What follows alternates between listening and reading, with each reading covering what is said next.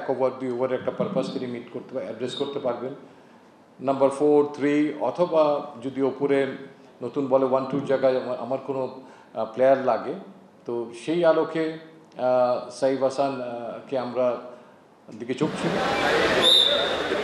Cricket বোর্ডের প্রধান নির্বাচক গাজী আশরাফ হোসেন লিপুর এমন কথা কি সাইফ হাসানের ওপর চাপ বাড়িয়ে দিল? দীর্ঘদিন পর জাতীয় দলে ফিরে মাত্র একটা সিরিজ খেলেই এশিয়া কাপের ময়দানে নামতে হচ্ছে তাকে। আরব আমিরাতে মেগা ইভেন্টে অংশ নিতে ঢাকার হযরত শাহজালাল আন্তর্জাতিক বিমানবন্দরে যাওয়ার পথে সাইফ চ্যালেঞ্জের কথা জানান সময় সংবাদে। প্রেশার তেমন না, চেষ্টা করব জিনিসটাকে এনজয় করার। এত বড় একটা ইভেন্ট অনেকদিন পর আসছি, রোলটা বুঝতে পেরেছি। আর লিটন ভাইয়ের সাথে আমার কথা হয়েছে, লিটন ভাই বলেছে যে কোনো জায়গায় ব্যাটিং করার জন্য রেডি থাকতে, আর আমি সেটার জন্য রেডি। লাস্ট 2 বছর ধরে বিপিএল এ গ্লোবাল সুপার লিগে আমি ওভাবেই নিজেকে প্রিপেয়ার করেছি। আর বোলিং তো সবসময় আমি এনজয় করি, চেষ্টা করি যখনই বল পাই তখন এনজয় করার।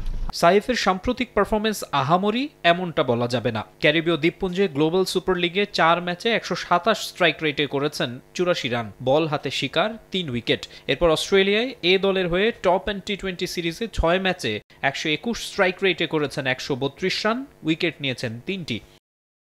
টিম কম্বিনেশন আর ইম্প্যাক্টের বিবেচনায় এই পারফরমেন্সই নির্বাচকদের নজর কাড়তে যথেষ্ট হয়েছে। নেদারল্যান্ড সিরিজ দিয়ে আন্তর্জাতিক ক্রিকেটে প্রত্যাবর্তন, সিলেটে প্রথম ম্যাচেই দুর্দান্ত পারফর্ম করে বুঝিয়ে দেন তাকে স্কোয়াডে অন্তর্ভুক্ত করে ভুল করেননি সিলেক্টররা। 19 বলে 36 রান করার পাশাপাশি ওই ম্যাচে বল হাতে নেন 2টি উইকেট। এশিয়ান শ্রেষ্ঠত্বের মঞ্চেও ছন্দ ধরে রাখতে চান সাইফ। চেষ্টা করবো স্টেপ বাই স্টেপ। আমরা সবাই অবশ্যই চিন্তা করছি যে ইনশাল্লাহ আমরা চ্যাম্পিয়ন হতে পারবো, বাট আমাদের প্রসেসটা মেনটেন করতে হবে, ম্যাচ বাই ম্যাচ এগোতে হবে। অবশ্যই ফার্স্ট ম্যাচটা অনেক ইম্পর্টেন্ট। আমরা যদি ফার্স্ট ম্যাচ ভালো একটা স্টার্ট করতে পারি টুর্নামেন্টে, ইনশাল্লাহ একটা ভালো রেজাল্ট করা সম্ভব। ডাচদের বিপক্ষে শেষ টি20তে তার আউট হওয়ার ধরন নিয়ে সমালোচনা হয়েছে। টেকনিক উন্নতিতে জুলিয়ান উডের পাওয়ার হিটিং ক্লাস থেকে দীক্ষা পেয়েছেন, পাশাপাশি সাবেকরাও দিয়েছেন পরামর্শ। জুলিয়ান উড যখন আসছে তখন আমরা অস্ট্রেলিয়া ছিলাম, আমি এই টিমের খেলা ছিলাম অস্ট্রেলিয়া, তো তেমন কাজ করার সুযোগ হয়নি। আসার পর জাস্ট একদিন তাও ওরকম সুযোগ হয়নি।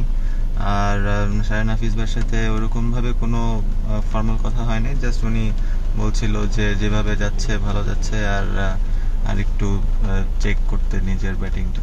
সিলেটে ক্যাম্প ও সিরিজ খেলা আমিরাতে মানিয়ে নিতে সাহায্য করবে বলেও মনে করেন সাইফ হাসান।